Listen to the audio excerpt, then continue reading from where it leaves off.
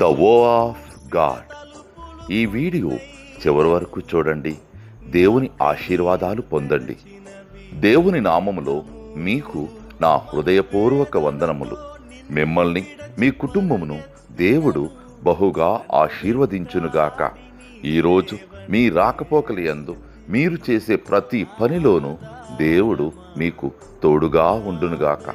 మీరు ఊహించిన అద్భుతాలు, ఆశ్చర్యకార్యాలు ఈరోజు మీ దేవుడు మీ జీవితంలో చేయునుగాక. ఈరోజు నీ దేవుడు నీతో మాట్లాడే మాట,